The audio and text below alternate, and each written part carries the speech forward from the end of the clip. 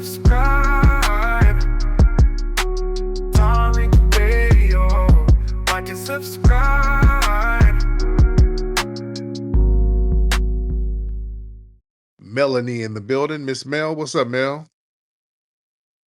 Hey Tariq, how you I'm doing? good, Mel. How are you, dear? I'm doing great. I had an idea. I was just wondering and want to know your thoughts. On the think tank that you're gonna have with the selected Yeah. people. Like let's say you get two or three guys that you really trust. For the new people, someone like me who like to think outside the box Mhm. and probably add new and fresh ideas. Could you guys like bring us in to like give you guys ideas or anything that you may need like an outside or fresh, thought on for the younger people who do want to help and contribute to that think tank? Well, not a part of it, but just like give our ideas or outside thoughts on things that we see going on and we can help out with. And also, could you like jot down like our ideas so we could build upon it too? Like if you need like more clarity or more insight on it, would you be open to that for the younger and new people that's coming up for that think tank? Or is it just strictly for like the scholars? Well, there's different ways we'll do it, and we would talk about it privately because that's the thing about think tanks. Everything doesn't have to go out public yet because people got to kind of flesh out their ideas behind the scenes, the procedures behind how it will be done. That's something that would have to be discussed because we would have to screen. Because I want to screen people. I want to make sure just like they do at other think tanks. You make sure people are cool, make sure people, we're going to check foreheads, we're going to check elbows and knees to see ash levels. We're going to check everything to see who's who with this thing so we don't get infiltrated. But I will keep you posted because we need and we love you, Mel, and we need a lot of people's input on this thing. But we're going to do some heavy screening. We're going to do some very, very heavy screening. Anti-tether, you in here? Hey, what's up, family? What's up, brother? You Yeah, yeah. Hey, Tariq, bro. I used to be a straight up hater of you, dog. really? Yeah, man. I'm from New Orleans, born and raised. My family go way back, bro. Before this country, before the U.S. purchased Louisiana, my family been in Louisiana, bro. Now, why were you hating? Why were you hating on me? Because of when you was on that hitting colors and you had all of this like African stuff mixed in with it, I wasn't feeling that because I've always knew that these people were the ops. Mm, These African immigrants. I've always knew that, bro, since the beginning. Because in New Orleans, not only do we have the Essence, but we also have the Jazz Festival. You yeah. ever heard of that? The New Orleans Jazz Festival? And there's an African area in the Jazz Festival, and they were always acting funny, bro.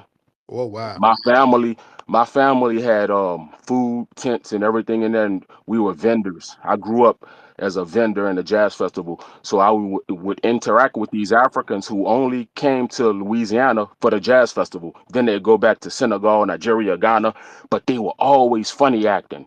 And when I noticed something weird, like whenever they stopped interacting with us, they would do like a voodoo spell where we were standing at. Oh, damn. They would throw salt right where we were standing and do some type of little ritual. It was crazy, bro.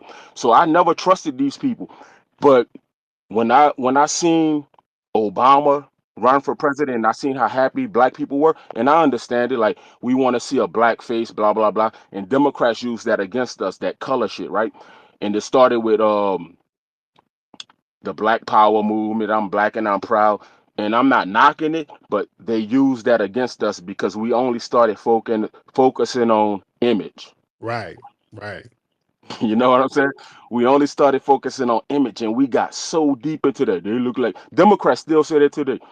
He look like me, she look like me. We gotta stop that, black people. Mm. And when you change course 5, 6, 7 years ago, I was like, now I'm a Tariq. Mm. Well, When you got yeah, in, go ahead. in the first, we always talked about the Black Aboriginal presence here in America that was always here. Remember? Yeah, yeah, So that's definitely. we talked about, but we talk about global Black history, which is fine. I don't have a problem with Black people around the world. I just don't have a problem with them. But I'm just prioritizing us over here and having people respect our lineage, so we are not just put in some generic African category, because we're not. We're unique lineage. And I'm a big, you down in New Orleans, that's one of my favorite cities. I'm always defending New Orleans because they always try to turn New Orleans into the damn Caribbean, which I take great offense to that, because it's not the same. Let me check those Haitians. Yeah. We've heard a lot of Haitians try to take credit for New Orleans, right? Yeah. Now let's use logic. Haitians won their independence in 1804, right? Yeah. New Orleans was already established before that, over 100 years before that. Mm-hmm. That's what the Haitians are. Not. We built New Orleans. What, nigga? We Mm-hmm. were already in New Orleans Mm-hmm. way before that. Oh yeah. So Homer tribe, Laplace tribe, we've been in New Orleans way before that. The French, the only thing we have in common with the Haitians is that we were both enslaved by the French. Right. So when they talk that Creole stuff, our Creole is not like their Creole, because I still have old people in my family right now. They're on their way out of here. They're very old, but they still speak French. It's Mm. not too long ago. Like, people talk about this stuff like it's a long time ago. It's not a long time ago. And as a kid, I used to hang around the old timers, and I used to speak a lot of that Louisiana French, but I don't speak it anymore. I know bits and pieces, but when I hear the Haitians speak, like, their words are not like ours in Louisiana. It's nothing like Yeah. ours. It's different, because most of the um French from Louisiana, they came from Canada, not Haiti. Let's Oh, dispel that myth. And another thing, why would a Haitian who just killed all of those crackers in Haiti, or what have went on to become Haiti, why would they kill all of those white people and then get on a boat to come to another slave colony? mm. Yeah. Because we didn't get Yeah. our freedom in the USA 60 years, 64 years after the Haitian Revolution. Right. So for them to say, yeah, after our Haitian Revolution, we came to Louisiana to build New Orleans. Come on, bro. Right. Yeah. These people playing in our face thinking we stupid, bro. Real. Come on, man. We were still enslaved. Oh yeah. And yeah, after the Haitian Revolution, after they sold, Napoleon had to sell the French, the Louisiana territory to the US, that actually expanded. Exactly. Because after the and it wasn't even a Haitian Revolution, they would have never won the Haitian Revolution if it wasn't for the U.S. Revolution, because France financed the U.S. Revolution, right? And that bankrupted France. Yeah. And the U.S. once the U.S. got their freedom, they were like, "Screw you, France. We're not paying you back." So they didn't have enough money to occupy their territories. Yeah. They had to let Haiti go. They had to let the US go. So for all of these niggas talking about they was broke, bruh. Mhm. Napoleon was broke. Mhm. And I land my plane right there. I land my plane right there. God bless y'all, FBA family. Keep your head on these necks. There you go. Yes, sir. What's up, Meteorite? How are you, bro? What's up, Tariq? I was actually gonna ask that anti-tether guy a question if he was still on here. I was gonna build on what he was saying. I was having my own little space a few days ago, just kind of chatting with some friends of mine and stuff. And this guy wandered in there talking about he was in FBA, Okay. Who? but he sounded like he flew in straight from Jamaica or Haiti or somewhere. And I was like, "How are you an FBA?" And he said, "I'm Creole." And I was just going to ask you, because you would know better than me, is that a thing, like an FBA with the very strong accent? And he says it's Creole. Is that Is that legit or? We would have to hear them because we kind of can figure out accents pretty good. And unfortunately, there's a lot of people who do try to cosplay and pretend that they're foundational Black Americans. We have a couple of them who call up here, like Rodrigo. He's a Puerto Rican and he always calls up here trying to pretend he's FBA. Like we can't hear his Puerto Rican accent. So yeah, we would have to hear him. But you do have Yeah. Creole people. You got certain accents that's like by the coastal cities like New Orleans and the South Carolinas. There might be a little accent that almost sounds Caribbean, but we would have to hear it to kind of determine it. So Yeah, and he wasn't trying to have good faith debate or anything. He was literally trash talking everybody, Asians, like everybody, just trash talking just to trash talk. So, okay. but anyway, I was just gonna ask you that. That's about it, really. Thanks for having me. All right, man. Thank you so much. All right. All right. Let me see. Shout out to everybody in here. Shout out to y'all in here. Let's get some hands in here. Let's get some hands. Who wants to get on up here? Gokuda, hop on in, Gokuda. I ain't talked to you in a minute. What's up, Gokuda? Gokuda Goat? Goku the Goat. That's your name. I always mispronounce your name. Goku the Goat. Okay, hop on, dude. And if you're not ready to hop on, don't get in the queue. All right. So let's get Raphael Taylor. Let's get Raphael Taylor. Raphael Taylor. How you doing? Hey, brother, how are you? All right. Just before I say anything, I've been listening to you ever since the Mac days, so I appreciate all the game you gave us. And respect. Thank you. Yeah, What's on your mind? I just wanted to make a comment. I kind of grew up in the I grew up all over Washington D.C., but I grew up I didn't know I was growing up around a lot of tethers. Oh, But I kind of, when I was listening to I watched the microphone check, and I noticed how, a lot of these tethers who cosplay, they try to make it seem like they, how they cosplay, but I remember we used to make fun of how they dress and stuff like that, like the Caribbeans and stuff like that. And what the kind of people I grew up with, like the process that they went through, is like they was trying to fit in, because we were making fun of them, just regular stuff, but like how they dress and stuff like that. And so eventually, how they started to try to blend in with us and talk like us and stuff like that. And so that's how that's like the process of, a lot of these immigrants and stuff like that.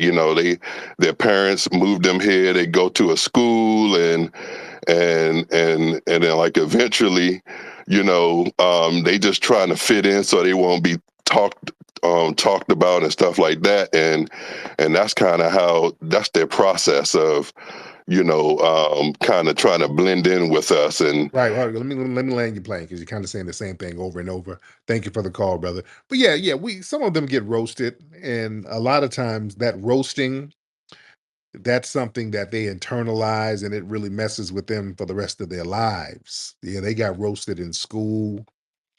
And it's not personal. It's just that's part of FBA culture. That's everybody gets roasted.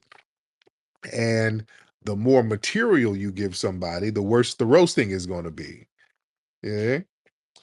Because we'll find out, hey man, I was the master roaster in school.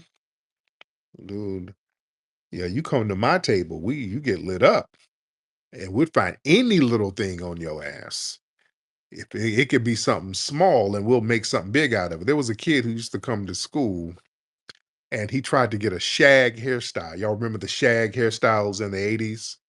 he tried to get a shag and he would cut it, but the shit looked like a slope. So we would call that nigga ski slope. So we would light this nigga up every day about that ski slope shag. So I mean, little stuff like that. If your hair was cut the wrong way, you're getting the business. Yeah, you're gonna get it. So if you were from a third world or something, you came to school. Now, luckily, some of the immigrants didn't go to my school. We didn't really have immigrants like that at my school growing up. But if you came to my class, we in the 8th grade, and you got on a whole corduroy suit with some flip flops and a janky hairline, nigga, it's gonna be a wrap. Nigga, you gonna get it the whole semester. That's just what it was. The more material you give somebody, the more it's gonna be popping. Dude, that's what it was. Wait, Goku, you in here? Let me get you try one more time. Goku, you in here, man? Okay, Goku, I'm gonna get you out the queue. All right, let's go for Drew. Drew, you in here? Mr. Drew, are you in the building? Yeah, GM friends, thanks for having me up here on your stage. Yes, indeed. Yeah, I've always appreciated listening. I feel like you have good conversation. Is there anything on the topic agenda for tonight that you want to hop into, or is this kind of a free for all? Kind of free fall. Now, Drew, have you called before? I have. I've come in usually underneath the cartoon caricature. I'm a crypto guy, so one of those. Okay, so what's on your mind? What's on your spirit right now? Buddy sent me this link, said he was shutting down his space and said I should roll up in here for some good conversation. So I'm laying in bed. It's about 4:00 in the morning. I'm kind of making that decision in the next 19 minutes whether to light one up or go to sleep. So I guess that's the question I'm posing. There you go, my man. What city you in, by the way? Orlando, Sanford, Florida, on the north side of town. Shout out to Orlando. My kids want to go down there, back to Disney World and Gatorland. They got Alligator Land. Yeah, Gatorland. I keep trying to get my daughters to go to Gatorland, but they don't want to go. I might go by myself. Yeah. Or when you come down, I'll go with you. No doubt. Yeah. Man, but anyway, thank you so much. Let me get some more calls in here. Thank you. One of the calls reminded us, some of the Mac Lessons fans, raise your hand if y'all were around during the Mac Lessons days when I did Mac Lessons. A lot of y'all forgot, if y'all were around during the Mac Lessons days, we had a message board. We had a message board called the official UPA. Y'all remember that? Y'all got to be long time listeners to know that. Y'all remember the message board we had, United Players of America? We had a message board called United Players of America, the UPA board. It was UPA. So we were always talking about America, and I've always incorporated that in certain things. But yeah, I had a message board where we're just chopping up game, and it was very game oriented, Mackin oriented. And it was a message board called United Players of America. It's not around no more, but we had it damn near 20 years ago. So if you were around during the Mac Lessons days, y'all know what that is. Let me get some more folks in here. We got a lot of people in here. Ladies and gentlemen, a lot of people in the building. Let's Mo Bull. Let's try Mo Bull again. Mo Bull in the building. Mo Bull. What's up, Mo Bull? How are you? We hear you. All right, that's what's up. That's what's up. Yeah, man, not much, man. Not able to get much sleep, man. I'm kind of just looking at crypto prices up at this late in the morning here. Might not get some sleep, but what country are you in? Oh, I'm over here in Philly. That's why I'm up late right now. Okay, got it. So what's on your mind, brother? Not much. Speaking of that, I was kind of wondering if you heard about some crypto legislation that passed the Senate a couple weeks ago. Might be up for the House, called the Genius Act by any chance? I haven't heard about that. I'm not too familiar, sir, but thank you for the call. Let me see who else we got. Let's get Davian. Let's get Davian Strong in the building. Cyber Regina, I see you down there, dear. Hope you're feeling good. Cyber Regina, hope you're doing well. Davian, what's up, brother? Hey, what's going on with your flex? Good, man. How are you doing, sir? Doing pretty good. Calling out of Vegas. Oh, shout out to Vegas, man. I got to get back up there. Yeah, man. It's hot as tits in this Yeah, I motherfucker. can imagine. But you already know. Sir. But no, I wanted to touch on when you said about Mac lessons. Do you ever think about bringing that joint back? That's all I wanted to ask, man. Y'all have a good night. Thank you. Nah, no, because that's, it's just like Hove. Hove, just like he said, if you want my old, want the old Hove, go listen to the old albums. The Mac lessons was, um, I got too many damn kids to be breaking the Mackin game down.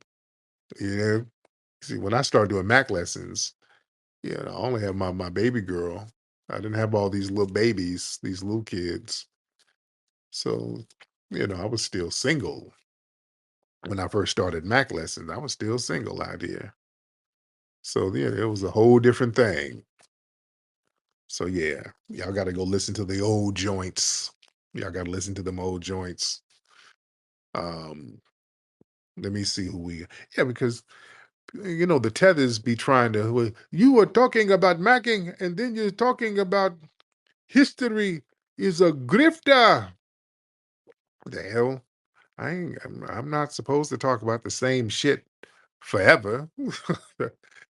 That's not what we do. You're supposed to evolve and do different stuff. That's what, because Tethers are used to doing the same shit indefinitely.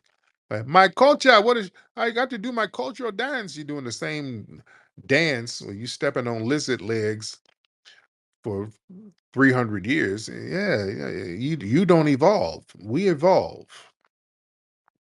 It's a grift, nigga.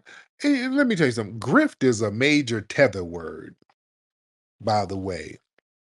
The term grift, tethers like using that. That's a tether word. And it's a real oppy word too. They always accuse us of grifting. That's that's tether shit.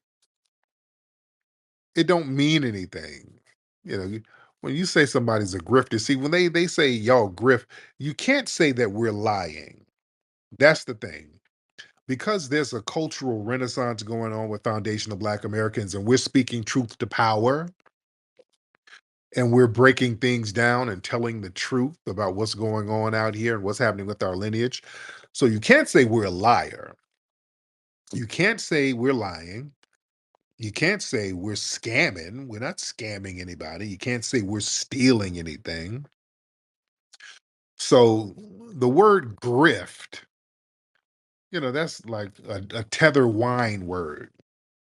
It's like vague and it's open-ended rather. See, grift, it don't require anything specific. You can't, it literally don't mean nothing. It just implies shit. It implies dishonesty. It implies manipulation without proving any type of fraud or theft. So it's basically like a smear. That's like almost like some COINTELPRO shit. It's like a smear word so that you can smear somebody without really having evidence. That's like almost some COINTELPRO shit. It sounds like a more sophisticated term than liar or scammer. It's a very deceitful term.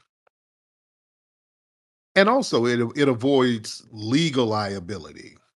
See, if you say somebody's lying or stealing, that's kind of defamatory, especially you ain't got no proof. But if you say somebody's a grifter, that can be passed off as opinion or criticism.